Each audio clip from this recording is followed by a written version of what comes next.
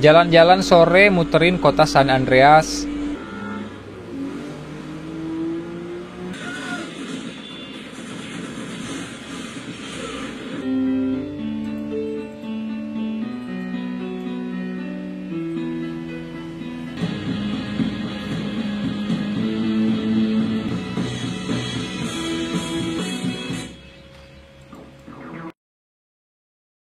Edit foto, desain thumbnail yang hanya tambahin teks aja kayak video admin.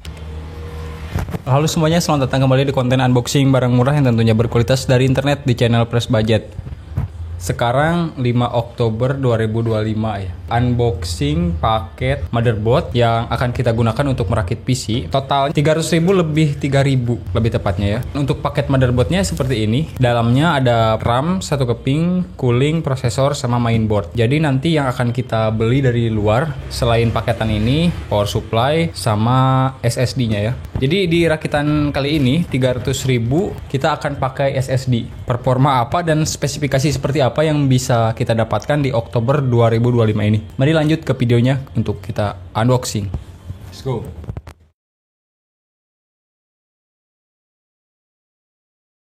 Ini paketnya seperti ini udah terbuka. Ya packingannya sih dari luar gak ada bubble, kayak gini aja emang dus. Bisa dibilang ini tidak standar, di bawah standar ya. Kelemahan paketan seperti ini ketika di perjalanan mungkin hujan atau cuacanya kurang mendukung, air bisa masuk ya. Apalagi bagian dalamnya ini kelihatannya motherboardnya ya nggak tertutup juga sih packingannya. Semoga tidak apa-apa paketannya.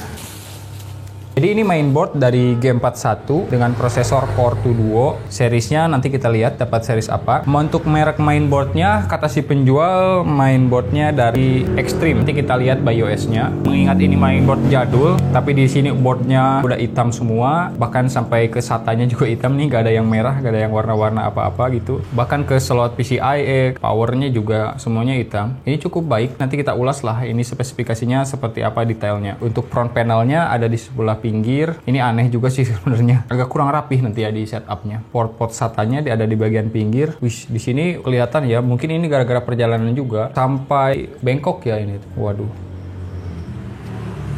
Semoga baik-baik saja nih port SATA-nya. Inilah akibatnya ya. Kalau packingan itu kurang diperhatikan. Atau mungkin dari sananya juga kurang tahu sih. Dan baterai CMOS-nya nggak ada. Ini baru perhatikan ya. Kemudian ada PCI X16 sebelah atas. Ini berdekatan sekali ya dengan power. Lumayan absurd ini secara layout penempatan soket-soketnya. Seperti dari powernya di sini, kenapa disimpan di sini? Nanti kabel akan masuk ke sini. Agak berantakan nanti kelihatannya. Kabel power CPU juga di sini. Yang ini mungkin semakin aneh ini nanti tampilannya. Oke lah untuk SATA-nya. Front panelnya juga biasanya di bawah, dia ada di atas. Nah gitu aja sih sebenarnya. Untuk bagian back panelnya, audio aja biasa, port PS2 sama mouse keyboard ya, jadul. Ada serial port juga, parallel port, ada DPI atau PGA, 4 slot SATA 2.0 mungkin atau 1.0, LAN. Nah gitu aja sih, jadi outputnya intinya kita bisa mengandalkan PGA saja. Untuk coolingnya sih ini dari stok cooler Intel lama ya, ini kelihatannya baik sih. Modelan HSF seperti ini, skrupnya harus dibuka pakai obeng. Kita coba lihat dulu nih RAM-nya. Ya, dan ini RAM-nya DDR3 2 GB dari Samsung. Pastanya udah habis. Prosesornya Core 2 Duo i7-5500, berdebu sekali ini.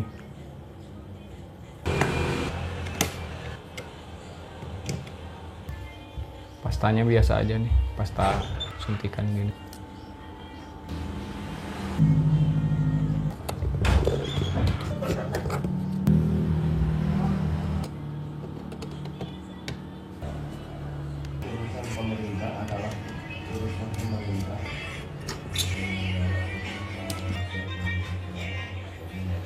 Casingnya kita akan menggunakan kayu seperti ini yang udah di custom.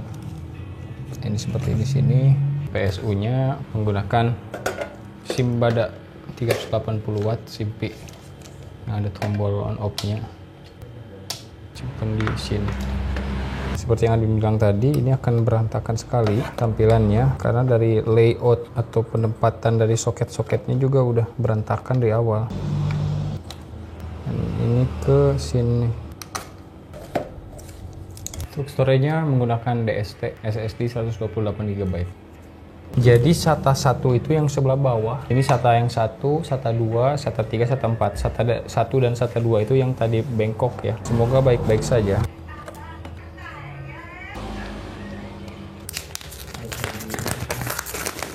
Ini kita pakai baut. Jadi admin putuskan untuk tambahin memori aja 2 GB lagi biar dual channel. Dari Hynix ini speednya 1600 MHz, tapi gak apa-apa, nanti akan menyesuaikan dengan speed maksimal dari mainboard ataupun prosesor. Intinya tetap bisa menyala. Merakitnya selesai, kurang lebih tampilannya seperti ini. Mainboard admin baut ke casing kayu dengan 2 skrup aja. SSD admin simpan di sini juga, bisa dibaut sebenarnya.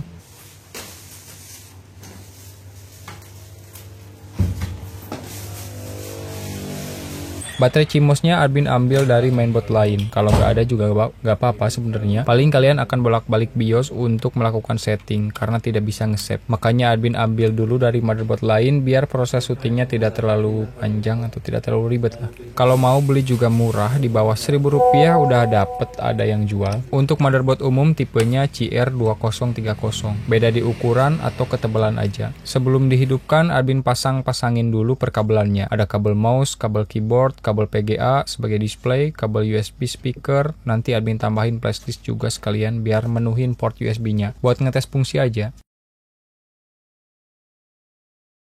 Buat nyalainnya, admin gunain obeng aja dulu. Kalau mau sebenarnya bisa beli kabel front panel secara terpisah tanpa beli casing di marketplace banyak. Harganya sekitar 10 ribuan aja. Di video berikutnya admin akan coba bikin pakai itu ya. Seperti ini tampilan BIOS-nya, jadul dari American Megatrends. Warna tampilannya bisa diubah, tekan F2 di keyboard. Ada warna biru putih dan putih biru dominan sama hitam. Biar terasa umum, admin pakai yang biru putih aja. Settingan-settingan di BIOS-nya juga standar aja, mau jadul.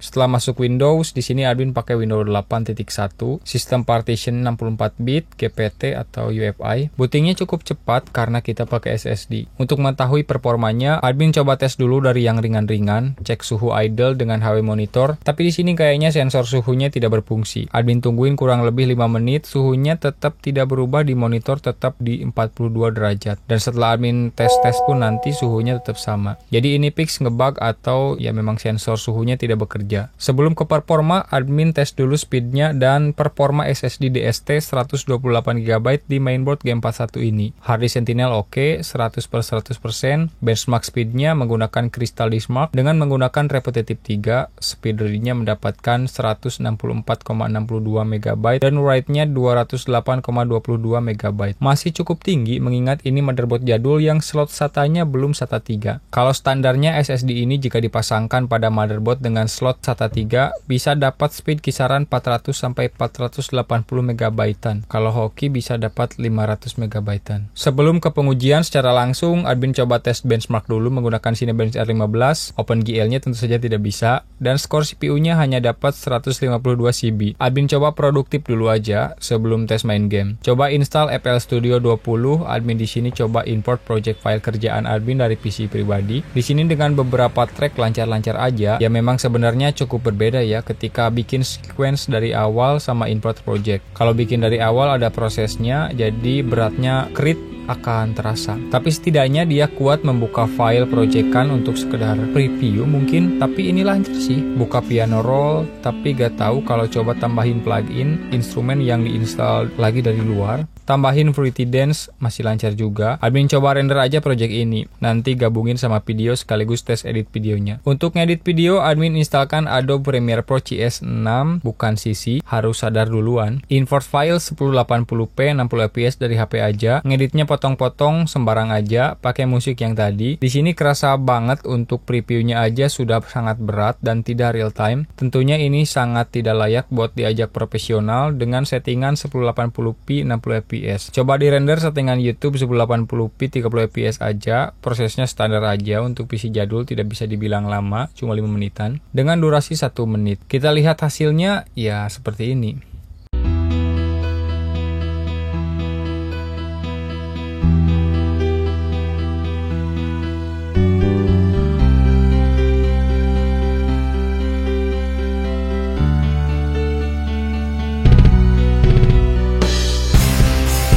Kalau ngedit foto, desain thumbnail yang hanya tambahin teks aja kayak video admin, masih oke, lancar. Kalau import grading, kamera RAW, admin yakin nge-lag sih. Ini pakai Photoshop CS6 juga. Game pertama yang admin tes, GTA San Andreas Mod Indonesia. Karena game ini yang paling realistis, bisa kompatibel dengan CPU jadul ini dan memiliki penggemar cukup banyak. Settingan 1080 tentu saja nge-lag parah. Settingan rendah resolusi 1280 x 768 juga sebenarnya masih enak.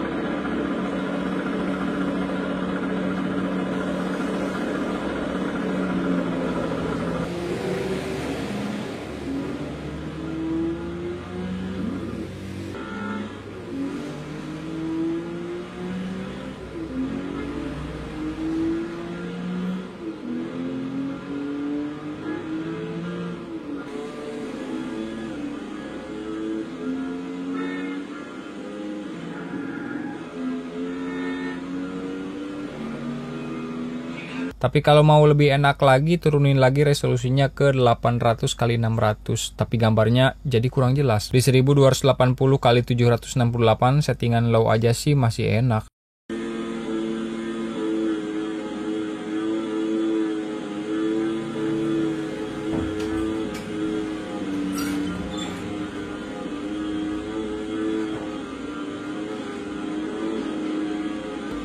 Jalan-jalan sore muterin kota San Andreas.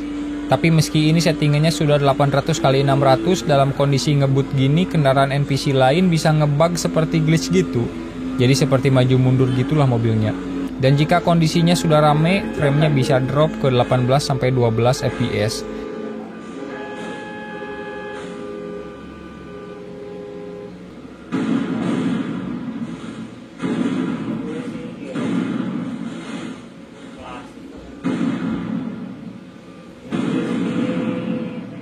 Devil May Cry 4 settingan harus 800 x 600, tekstur resolusi low, shadow quality up, dan quality low. Baru bisa playable dimainkan dengan FPS 46-37 fps terendahnya.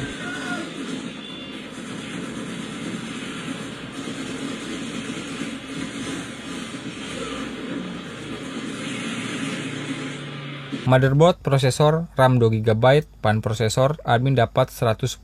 Tambahin RAM 1 keping lagi 2GB, harga termurah yang bisa admin temuin di marketplace 18.500. SSD DST 128GB, harga 5 Oktober 2024 153.000. Admin sebut 2025 tadi ya pas opening. Aduh. PSU Simbada 380 watt 39.000, total semuanya 320.500. Di rakitan ini mungkin ada beberapa part yang sedikit sulit untuk diikuti. Contohnya paketan mainboard tadi, tidak banyak seller yang menjual paketan Mobo seperti ini di harga yang sama seperti yang admin dapatkan. Atau mungkin ada tapi sulit itu nyari seller yang jujur mungkin ya. Tapi sebenarnya komposisi ini tidak terlalu sulit untuk ditiru dengan harga yang sama, karena motherboard G41 untuk saat ini sudah banyak yang jual di harga 128 ribuan untuk paketan motherboard, prosesor plus pennya. Jadi kalian tinggal tambahin RAM aja 2 keping kali 2GB kalau mau sama seperti yang admin tadi, 18.500 kali 2 37.000. Tambahin PSU mungkin juga mau sama, Simbada 380 watt 39.000, SSD DST 128GB 153.000. Totalnya 354.000. Selisih 33.500 dari rakitan admin yang tadi. Atau kalau mau ambil rakitan ini juga boleh, linknya admin simpen di bawah dengan harga yang sama. Kalau beda beberapa ribu itu admin tambahin karena memang di marketplace itu ada admin atau pajaknya lah. Jadi ke adminnya bakal tetap segitu, 320.500 atau bisa kurang bahkan. Admin nemuin paketan G41 sudah plus processor plus pen, memorinya udah 4GB, dual channel 150.000.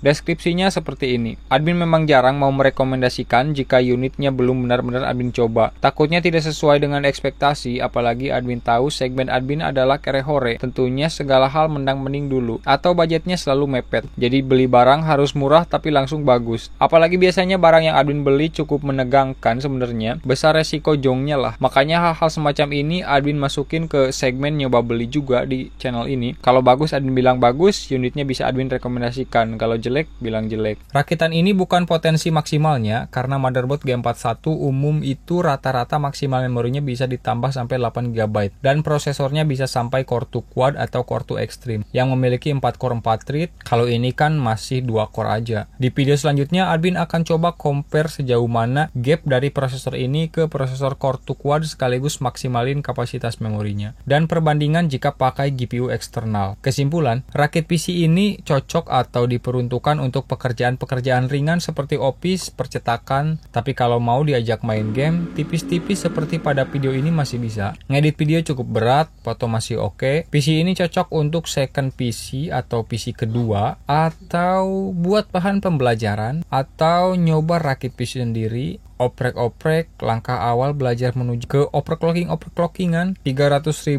dengan pengetahuan dan pengalaman yang bisa didapat rasanya cukup oke. Tapi sebenarnya PC seperti ini tidak benar-benar seopsional itu. Nyatanya banyak industri kreatif atau jasa yang masih menggunakan PC semacam ini untuk alat operasionalnya dengan alasan macam-macam tentunya. Harga, efisiensi, tapi yang umum satu saja admin sebutkan atau contoh mungkin ya. Kadang PC seperti ini masih digunakan industri bukan karena mereka tidak mau atau malas untuk upgrade. Beberapa mesin produksi yang digunakan atau beredar dan jadi mesin operasional mereka dijalankan menggunakan software jadul yang notabene rilis di tahun yang sama dengan generasi PC tersebut. Sederhana aja, software jadul tersebut rata-rata tidak support dengan arsitektur modern pada mainboard ataupun Windows yang lebih baru. Jadi memaksa mereka untuk stay dengan PC lama untuk tetap bisa mengoperasikan mesin mereka. Ganti PC sama dengan ganti mesin produksi. Mesin produksinya satu pabrik, cukup repot juga. Kalau di admin pernah dapat satu kasus yang mau masang PC buat desain, PC-nya bisa pakai desain, tapi mesin produksinya tidak mau connect. Jinka 720 alat cutting sticker gitu, drivernya susah kompatibel dengan arsitektur modern atau Windows terbaru. Kalau untuk penampilan, karena ini motherboard jadul sebenarnya bisa dimaklumin kenapa tata letak port-portnya bisa absurd, karena PC-PC zaman dulu itu belum mengarah ke penampilan, apa itu estetik. Menyimpan aja biasanya di bawah meja kan. Fokusnya lebih ke performa aja. Untuk seri kelas atasnya baru memikirkan estetika, disebutnya juga seri antusias ya. Kalau mainboard zaman sekarang estetik itu penting ya. Performa jadul pun PC-nya harus tetap menyala dan ada di atas meja. Di CPU Z manufaktur motherboard ini terbaca Lord Electronics Co.ltd.lord. Jika kalian perhatikan saat booting mainboard ini tidak menunjukkan logo apapun. Layaknya mainboard umum seperti Asus, Gigabyte, bahkan mainboard Ray-Ban mungkin sekelas Kiyosama, Paro dan lain-lain ada logonya. Sebenarnya ada satu lagi mainboard unik seperti ini yang nanti akan kita bahas, tidak punya logo juga, kosong. Soketnya ada PC ini cukup berisik jika mau dengerin, mungkin ini dari fan-nya. Nanti kita coba ganti lah. Atau karena panas juga prosesornya jadi kipasnya muter kenceng. Karena kalau dilihat di MSI Afterburner, ini CPU-nya ataupun GPU-nya selalu 100%. Jika kesimpulan admin diringkas, harusnya masing-masing dari kalian punya tangkapan yang berbeda ya. Semoga video ini bermanfaat atau membantu menambah referensi lah. Sampai jumpa lagi di konten berikutnya.